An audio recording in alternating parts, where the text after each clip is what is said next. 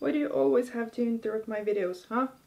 Anyways, what up fellow nerds, it's me, Martina, and I'm back with a new project. As you might know, we recently changed the name of our channel from Natural Nerd to Nerdforge, and I just want to say that the support on that video was absolutely overwhelming.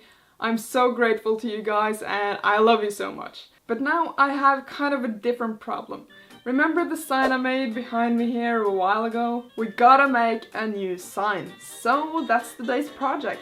Rest in peace, Natural Nerd. I thought I could place the sign right here on the outside of the door so that when you come down to the basement, you see the sign that lights up and says Nerdforge. Yeah, that's gonna be cool. Could be a problem with the cables though. Oh well, I'll deal with that when I have to. I want the sign to be approximately this size, and having it A4 or A3 size just makes everything a bit easier when you're gonna print it. So let's go upstairs and prepare a logo for printing. My idea is to make this sign look a lot like a classic comic book sound effect bubble, like BAM! So I had to search for a font that would fit. I tried out a few different ones before I landed on a really typical comic font. I made a bubble in the shape I wanted in Photoshop, added the letters and all that, and set the colors. As you might notice, I'm using the same colors as in our new logo. I think that's gonna look pretty cool. I find it easier to use words to print stuff so I can accurately place the design and adjust the size.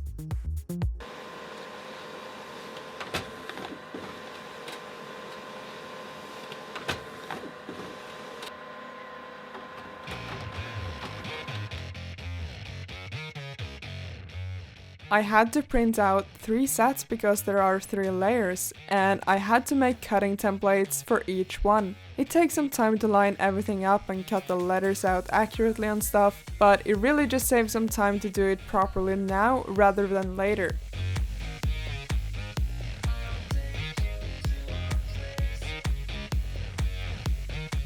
Awesome! Now there are 3 layers ready to be cut in MDF.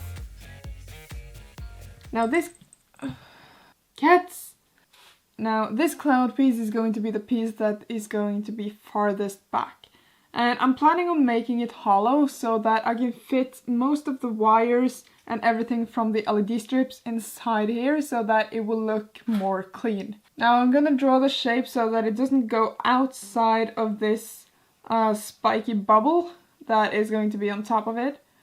So everything will be properly covered. This is like maybe 1/4 of all the scrap MDF we have. I really gotta use these pieces for something, and this sign is perfect. Also, using MDF is just handy in general. It's a relatively lightweight material and it's incredibly easy to shape and work with. In general, it's just one of my favorite materials for DIY projects. It's kinda like the more durable equivalent of cardboard. The only thing to remember when working with MDF is to wear a respirator. The dust it gives off is really something you don't want to breathe in. I'll use a jigsaw to make the roughest cuts first.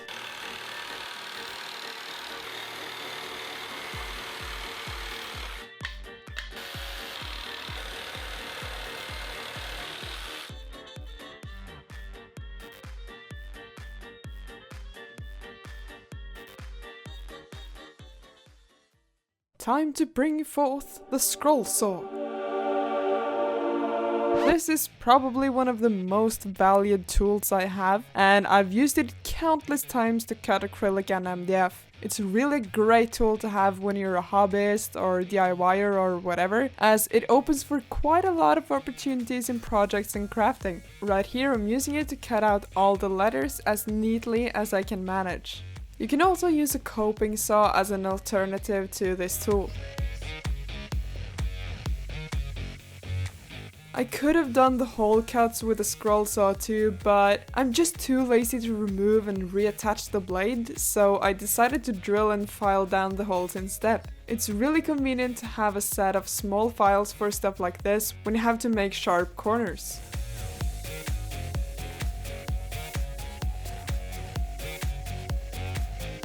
I'll simply use acrylic paint to cover the MDF. It's cheap and accessible, which is just what I need. Let's Take a moment to appreciate the beauty of paint up close.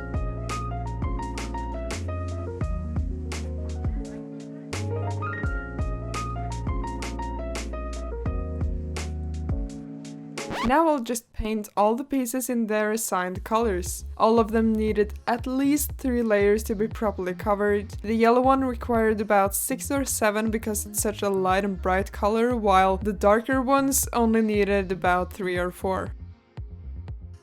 I'm also adding a black border around the bubbles to make it look a bit more comic booky.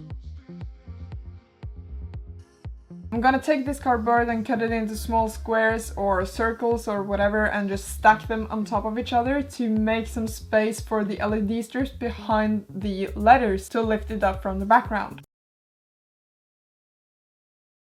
Okay, screw that. I got a new plan. Instead I'm gonna use this rod right here. I'm just gonna paint it yellow, cut it to size, and then attach all the letters to that instead. It should be enough to attach the letters with hot glue alone. These letters barely weigh anything and they're not gonna receive any strain just hanging on the wall anyway.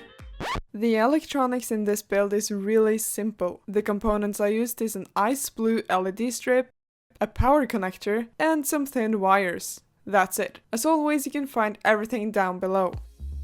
First I cut the LED strip to size, making sure to only cut on the assigned marks, which is after every third LED diode. Then I could glue the strips with some extra hot glue around the wooden rod. I know it has adhesive on the back, but my experience is that it never sticks to anything by itself in the long run, so I always add some extra hot glue to keep it in place. The only soldering I have to do is from the LED strips to the power connector. Right now I'll just attach 2 wires to the positive and negative on the LED strip and protect that with some heat shrink. I'll leave the soldering for a second to fix the spiky bubble to the thinking cloud bubble thing with some nails.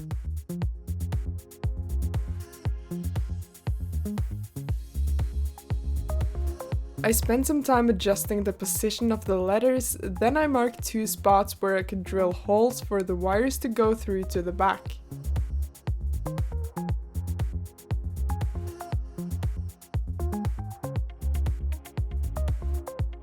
Again I used hot glue to fix the rod with the letters in place. I do think we have an unusually high consumption of hot glue even for a DIYer home. Now that I have both the wires at the back, I can twist the 2 positive and the 2 negative wires together, add some heat shrink and solder the wires to the power input. When it's properly soldered, just gently pull those tubes over the solder joints to add protection.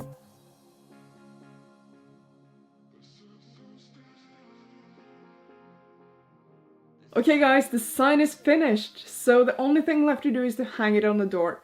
Now, to get a cable that's long enough, I'm gonna use this 5-meter extension cord, and that should be long enough to go all the way from the sign over the door to the closest power outlet.